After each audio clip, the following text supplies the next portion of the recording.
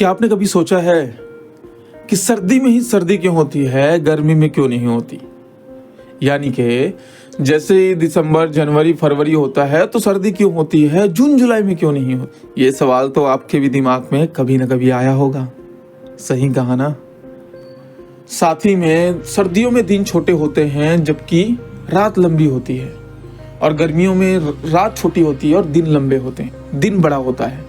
ऐसा क्यों होता है? जब मैं छोटा था तो अक्सर मेरे दिमाग में ऐसे कई सारे सवाल आते थे जिनके जवाब मैं अक्सर टीचरों से पूछता था, तो उनका जवाब यही होता था कि आप बड़ी क्लासों में जाओगे तो आपको आपका जवाब मिल जाएगा, आप कॉलेज में जाओगे तो आप वहाँ पढ़ लोगे। जब मैं बड़ी क्लासों में गया तब वहाँ मुझे बोला गया कि अरे आप सिलेबस से पूछो, अलग से क्यों पूछ रहे हो, जो एग्जाम में आएगा वो पूछो। यानी कि ना कोई मेरे सवालों को समझता था और ना ही कोई जवाब देता था। तो मैंने क्या किया, मैंने दोस्तों नासा, इसरो, कई सारे ऐसे साइंटिस्ट हैं जिन्होंने खोज की थी इन सब चीज़ों की, मैंने सबको पढ़ा इतने सालों में, एनालाइज किया, तब जाके मुझे समझ में आया कि चीज़ें काम कैसे करती हैं, और वो सारी चीज़ें मैं इस चैनल के माध्यम से आपको बताता हूँ। तो आज की इस वीडियो में इन सभी सवालों के जवाब जानेंगे। देर न करते हुए चलिए शुरू करते हैं।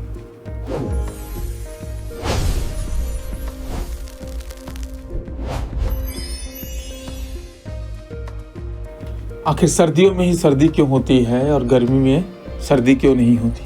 तो दोस्तों ये है हमारी पृथ्वी, यानी कि अर्थ जिसमें हम रहते हैं। ये है हमारा सोलर सिस्टम। सोलर सिस्टम यानी कि जितने भी ग्रह हैं वो देख रहे हो सूर्य के चारों तरफ है, यानी कि सूर्य की परिक्रमा करते हैं, और वही जो सूर्य है वो धूप देता है, यानी कि दिन बनाता है। जब दिन होती है तो सूर्य की वजह से ही होती है।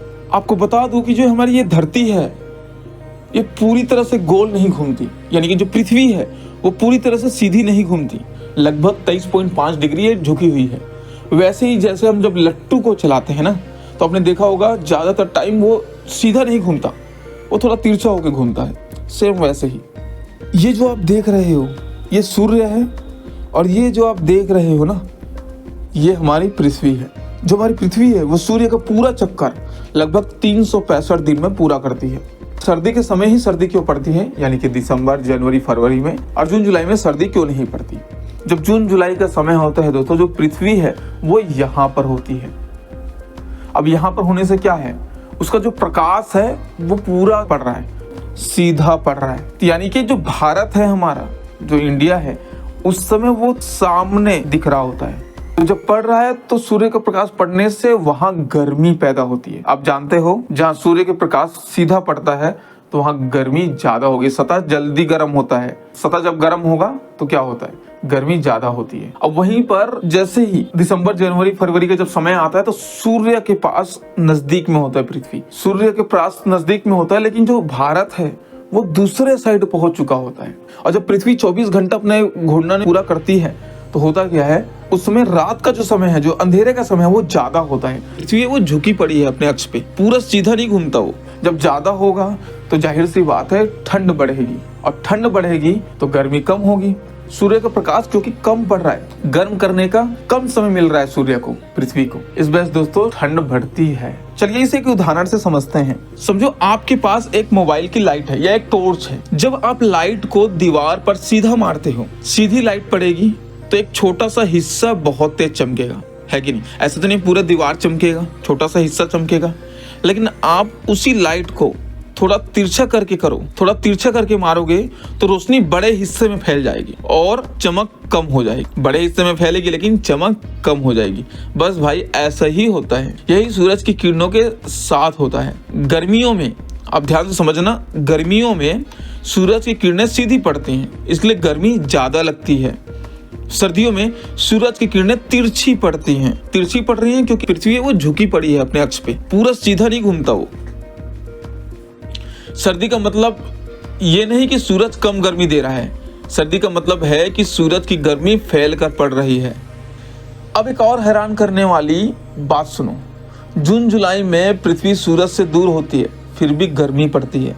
आपने ये जो डायग्राम में दिखाया मैंने, आपने देखा होगा, कई लोग सोच रहे होंगे जब सूर्य के पास आ रहा है तो गर्मी पड़ना चाहिए और सूरज के दूर जा रहा है तो ठंडी पड़नी चाहिए, बट इसका उल्टा होता है।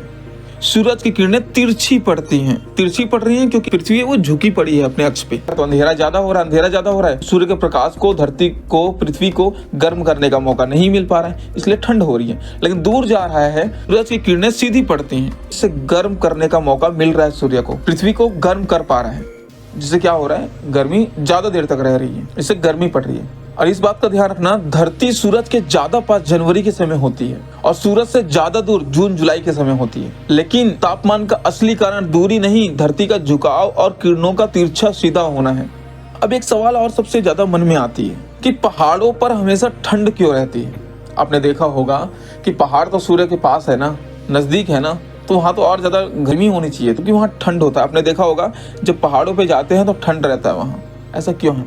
इसका बहुत आसान जवाब है दोस्तों, जितना ऊपर जाओगे हवा उतनी पतली हो जाएगी, यानी कि जो हवा की परत है वो पतली हो जाएगी। आप जानते हो एक जगह तक ही जाके हवा है, उसके ऊपर हवा नहीं है, और पतली हवा गर्मी को रोक नहीं पाती, इसलिए पहाड़ों पर हवा पतली, दबाव कम, गर्मी रुकती नहीं और ठंड ज्यादा होता है। अब मैं आपसे एक सवाल पूछता हूँ, इस विषय में आपके दिमाग में सबसे ज्यादा उलझन वाला सवाल कौन सा था? नीचे कमेंट जरूर करना। कमेंट करना, मैं उसके लिए एक सेपरेट वीडियो बना दूंगा। वीडियो पसंद आया हो तो एक कमेंट तो बनता है, एक लाइक बनता है, और ऐसे ही काम की जानकारी के लिए लेट्स प्ले साइंस को सब्सक्राइब जरूर करें, हाइप करें। अगर ये वीडियो अच्छी लगी हो तो हाइप का भी एक ऑप्शन आता है, इससे पता चलता है यूट्यूब को कि ये वीडियो अच्छी है, तो वो ज्यादा लोगों तक इसको भेजता है। तो इस वीडियो के लिए इतना ही। वीडियो देखने के लिए धन्यवाद।